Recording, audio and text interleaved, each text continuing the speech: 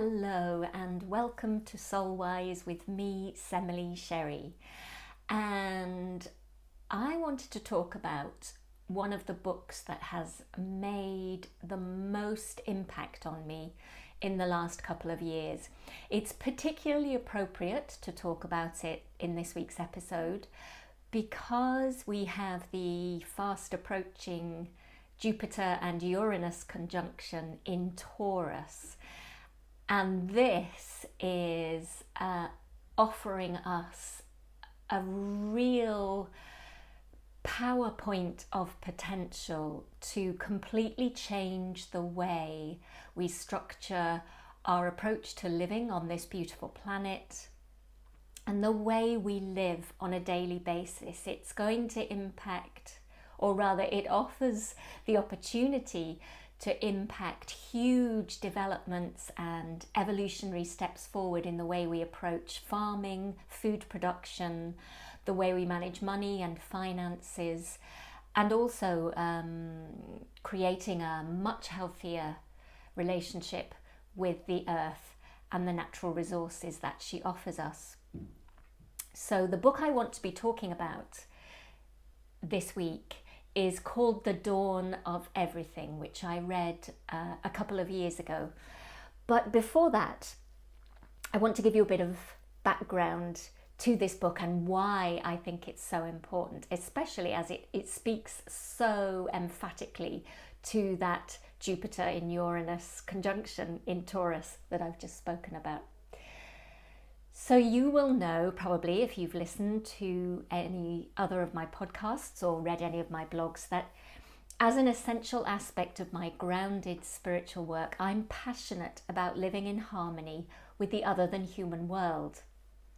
And for a few years now, I've been involved in a journey with other writers called Throughtopia, in which we're investigating how we can write a path to a flourishing future. I don't know if you've noticed, but our media is flooded with dystopian visions because in these challenging times of climate change and social disruption, it's just too easy to imagine a disastrous future. Occasionally, we're presented with a seemingly impossible utopia, a perfect future which exists somewhere so far ahead in time, we just can't conceive how we might arrive at this fantastical destination. What humanity needs right now, as writer and creation of the Throughtopia course Manda Scott says, is a deluge of believable Throughotopias. We need imaginative books, stories, films, songs, plays and TV programs which gift us with a clear vision of exactly how we can make our way through to that better world we yearn to leave to future generations. I adore the imaginative arts, as you know, and I've been engaged with them as audience and performer all my life. I've often found it depressing when I'm looking for something to read, watch or listen to. It can feel like I'm drowning in an endless array of murder, social decay, violence, and heartless destruction. So, knowing the power of words to summon and call forth what is longed for, I'm wanting to inspire us all not to avoid the undoubted upheaval and challenges that lay ahead for us, but trust in humanity's proven potential and with active hope in our hearts, know that we might find a way through together. And so back to the book that I mentioned at the beginning, The Dawn of Everything, A New History of Humanity. It's so important in this context of wanting to co-create change now, because it looks at history in a completely mind-blowing way. It talks about our history in ways that we don't usually hear, because it shows us that we're not on some inevitable and unchangeable trajectory that brought us to where we are and is going to take us to our inevitable destruction. That's what most dystopian visions we're presented with say.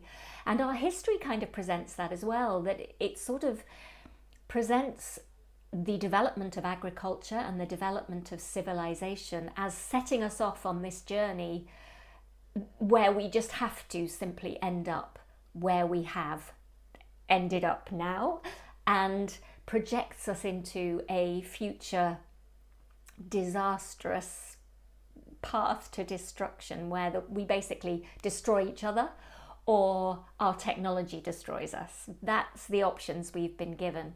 But this book, The Dawn of Everything, looks at our history and says, you know, we had other potentials. We did explore other ways of being. And so if we've done it before, we can do it again. So at this time, with the Jupiter and Uranus conjunction in Taurus coming up, if I could recommend you to read one book, I would say get hold of this one. It's written by archaeologist David Wengrow and anthropologist David Graeber. So that's two of my subjects of fascination combined for a start. But it ventures far beyond just another history book, literally, because it questions all the deep-rooted assumptions popular history has taught us about how human society developed. We all know the story, and I'm guilty of buying into it too from what I'd read previously. That history basically tells us that in humanity's early days, we were peace-loving hunter-gatherers living in idyllic small groups until along came agriculture and civilization, and out the windows of those burgeoning societies went freedom, equality, and fairness. Or conversely, it presents the picture that we were bestial, violent savages until we discovered the stability of agriculture-initiated hierarchical and ordered societies. Either way, it's a myth that no longer stands up to modern examination of the latest archaeology or exploration of academic books and papers that have been sidelined because they refute this narrow and accepted view. For example, did you know there's prolific evidence that Neolithic peoples in Great Britain tried agriculture, decided they didn't like it, and went back to hunter-gathering? No, nor did I. This dangerous myth keeps us locked powerlessly in our current system, believing there's no alternative because, history tells us, our ancestors have already discovered that this is the best and only way to go.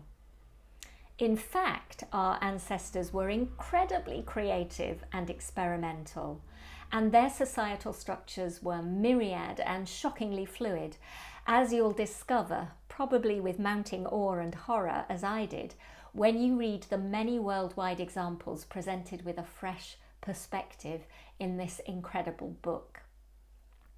In accepting this myth of inevitability, we've lost our sense of agency and freedom, which begs the question, what is freedom anyway? Well, through their research, the authors of The Dawn of Everything break it down into 3 essential freedoms embraced by Native American tribes such as the Iroquois and Wendat, who were both vocal in their mocking of our so-called civilized lifestyle when they first encountered Western Europeans.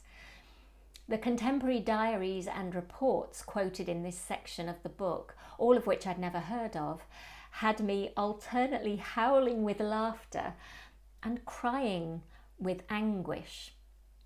There's a wonderful story from the Native American tribes about how any potential council member would have to go through a systematic, ritualistic humiliation by the people to ensure they possessed the requisite humility and commitment to service. Now, I'm sure I'm not the only one who takes great delight in imagining this particular process being enacted in my own country. Where this book about the past lifts my heart and imbues me with greater hope for the future is in the naming of these 3 essential freedoms. The freedom to move away, the freedom to disobey, and the freedom to transform social relationships. Our ancestors, some of them anyway, recognized the right and need of everyone to enjoy these freedoms. And it's exactly what many of us are seeking to create now. In many forms and over many millennia, they structured and protected this freedom for themselves, which means we can do so again. We've already proved we have the ability to do it, and we now have the advantage of technology at our fingertips to assist faster dissemination and implementation of the necessary wisdom and organisation. All I can say is read this book, be jaw-droppingly amazed, and then apply renewed hope to how you choose to help build our shared future. And I'll see you out there, making history with the assistance of the ancestors who also understood and promoted our right for freedom in the outer world as well as on the inner spiritual planes. So really, it kind of points the way forward. Although it's looking at the past, it gives us hope to point a way forward to co-creating and shaping a much more beautiful world for ourselves and for every living being. So to kind of wrap up this book review and recommendation and the background to it, I'm going to leave you with a very short poem that I wrote at the time that I first got involved with the Thrutopian Writers Group. It's called A Thrutopian Evocation. Spell it out and murmur magic. Plant the path tangential to the barren burial boulevard, not under and through. Stir the folk to flock together, blend them in a nourishing brew. Stream this panacea of power, not over and through. Mirror nature's balanced systems.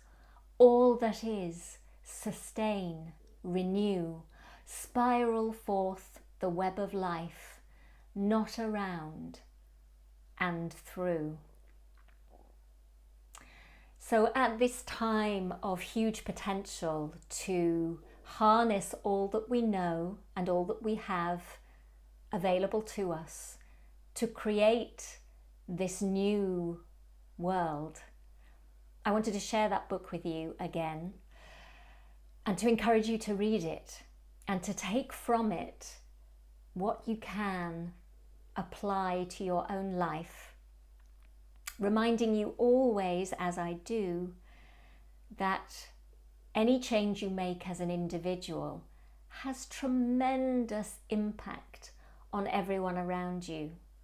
It starts with the individual. Massive change starts at the grassroots, one person at a time, then coming together, then realizing how much impact and power that gives you in a group of like-minded individuals. And so it expands and spirals out. Let's do this. This is a momentous time in history when we have the opportunity to reshape things. Let's make the need for dystopian visions obsolete. And let's start creating Thrutopias, showing people a different way of being that will take us through to a harmonious way of life. Sending you my love and blessings at this incredible time, and walking with you on the path. And until next time, I say goodbye for now.